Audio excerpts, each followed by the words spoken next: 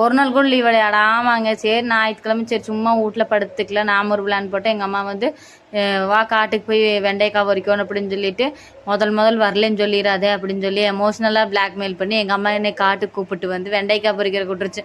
க்ளவுஸும் இல்லை ஒன்றும் இல்லை, காகித உரையவே எடுத்து கையில் போட்டு எல்லாம் நம்ம ஆயிருந்தேன் அப்படின்னு சொல்லிட்டு நான் பாட்டுக்கு பொறிக்கிறதுக்கு ஆரம்பிச்சிட்டேன். போய் பார்த்தா தெரியுது 13 கிலோந்தே வந்துக்குது. நான் மம்மால் அதை பொறிச்சிட்டு சரி காட்டில் ஏதோ தேருமா கத்திரிக்காய் ஏதாவது தேருமான்னு போய் பார்க்க போனோம்.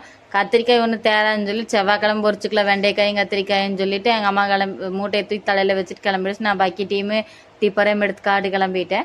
அதுக்கப்புறம் அமுச்சு பார்த்திங்கன்னா பெரியம்மா வெண்டைக்காய் பொறிச்சுக்கு அதை சாக்கில் போடுறதுக்கு வந்து போட்டுருந்துச்சு. அதுக்கப்புறம் மார்க்கெட்டுக்கு எல்லாம் போட்டு மூட்டையெல்லாம் தைச்சிட்டு மார்க்கெட்டுக்கு போயிட்டு அங்கே பார்த்திங்கன்னா சரியான கூட்டம்.